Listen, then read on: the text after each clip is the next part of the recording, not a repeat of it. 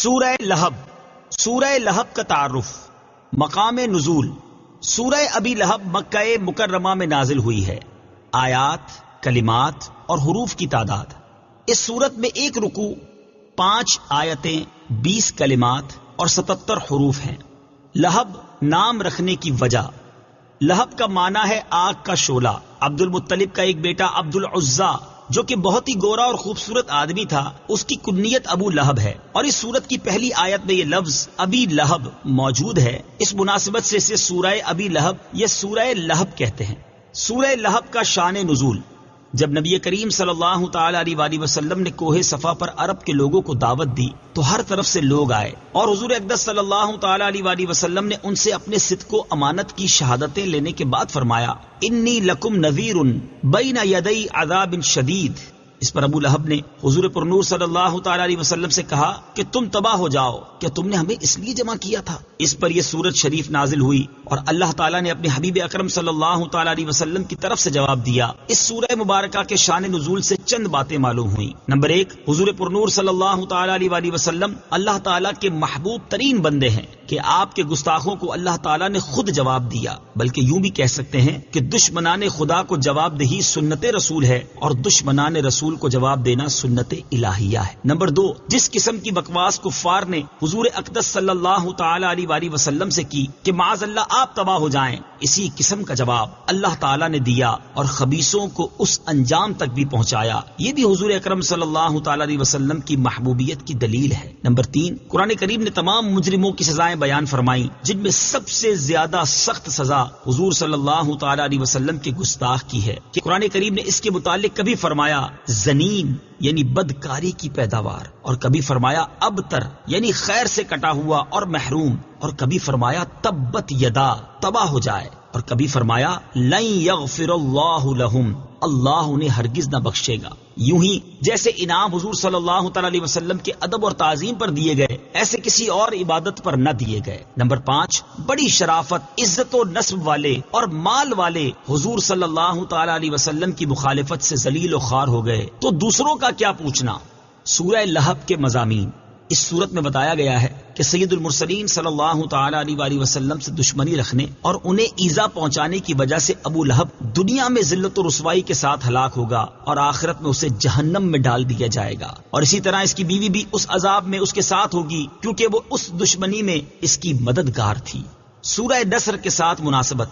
سورہ لہب کی اپنے سے ماقبل سورت نصر کے ساتھ مناسبت یہ ہے کہ سورہ نصر میں اطاعت گزاروں کی جزا بیان کی گئی کہ انہیں دنیا میں مدد اور فتح حاصل ہوگی اور آخرت میں عظیم ثواب ملے گا، اور اس سورت میں نافرمانوں کے بارے میں بتایا گیا کہ وہ دنیا و آخرت دونوں میں نقصان اٹھائیں گے. بسم اللہ الرحمن الرحیم. ترجمہ: اللہ کے نام سے شروع جو نہایت مہربان رحمت والا ہے. تبت یدا ابی لہب وتب. ترجمہ: ابو لہب کے دونوں ہاتھ تباہ ہو جائیں، اور وہ تباہ ہو ہی گیا.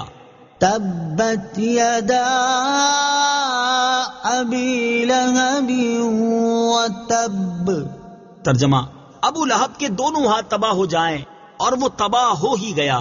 تفسیر صراط الجنان میں ہے ابو لہب کا نام عبد العزیٰ ہے. یہ عبد المطلب کا بیٹا اور سرکار دو عالم صلی اللہ تعالی علیہ وآلہ وسلم کا چچا تھا. بہت ہی گورا اور خوبصورت آدمی تھا، اسی لیے اس کی کنیت ابو لہب ہے اور اسی کنیت سے وہ مشہور تھا. اس کے بیٹوں عتبہ اور عتیبہ کے نکاح میں حضور پر نور صلی اللہ تعالی علیہ وسلم کی صاحبزادیاں حضرت رقیہ اور حضرت ام کلثوم رضی اللہ تعالی عنہما تھیں. اس سورت کے نزول کے بعد ابو لہب نے ان صاحبزادیوں کو طلاق دلوا دی. عتبہ کا واقعہ بھی بڑا عبرتناک ہے کہ اس نے حضور پر نور صلی اللہ تعالی علیہ وسلم کی شہزادی کو طلاق دینے کے ساتھ حضور صلی اللہ تعالی علیہ وآلہ وسلم کی گستاخی بھی کی، جس پر سرکار دو عالم صلی اللہ تعالی علیہ وسلم نے اس کے لیے ہلاکت کی دعا کی. چنانچہ ایک سفر میں بڑی حفاظتوں کا انتظام کر لینے کے باوجود ایک شیر نے اسے پھاڑ ڈالا. آیت میں ابو لہب کے دونوں ہاتھ ہلاک ہونے سے مراد اس کی ذات کی ہلاکت ہے، اور آیت مبارکہ میں ابو لہب کی ہلاکت کی پیشن گوئی کی گئی. چنانچہ وہ بدترین موت مرا اور وہ جنگ بدر کے 1 ہفتے بعد کالے دانے کی بیماری سے مرا،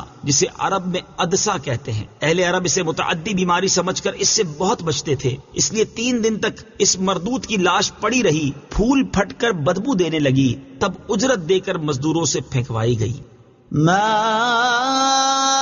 أغنى عنه ماله وما كسب سيصلى نارا ذات لهب.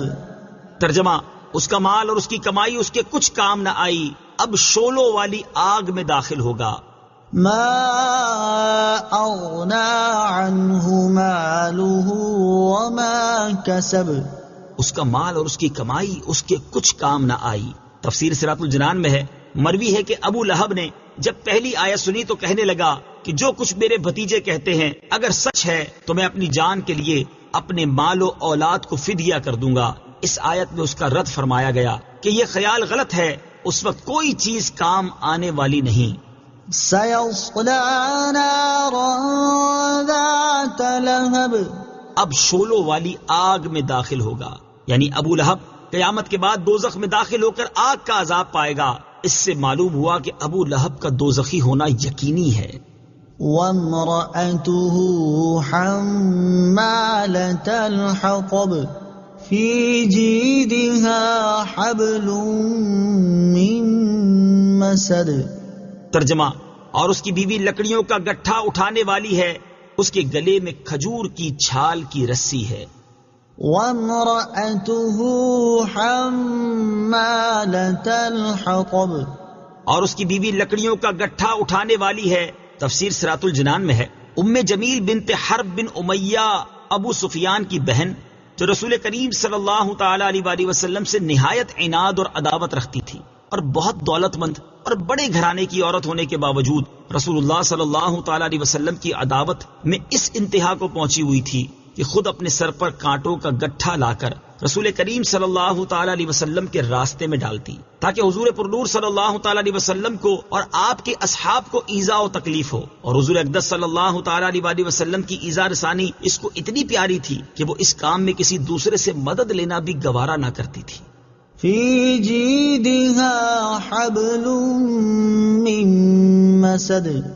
اس کے گلے میں کھجور کی چھال کی رسی ہے. تفسیر صراط الجنان میں ہے، ام جمیل کے گلے میں کھجور کی چھال سے بنی ہوئی رسی ہوتی جس سے وہ کانٹوں کا گٹھا باندھتی تھی. ایک دن یہ بوجھ اٹھا کر لا رہی تھی کہ تھک کر آرام لینے کے لیے ایک پتھر پر بیٹھ گئی. ایک فرشتے نے اللہ تعالیٰ کے حکم سے اس کے پیچھے سے اس گٹھے کو کھینچا، وہ گرا اور ام جمیل کو رسی سے گلے میں پھانسی لگ گئی اور وہ مر گئی. اس گستاخ خبیث نے دنیا میں بھی عذاب کا مزہ چکھا اور آخرت میں بھی عذاب میں جائے گی. آخرت میں آگ کی زنجیریں اس کے گلے میں ہوں گی اور جہنم کی لکڑیوں کا گٹھا اس کی پشت پر لدا ہوا ہوگا. صدق اللہ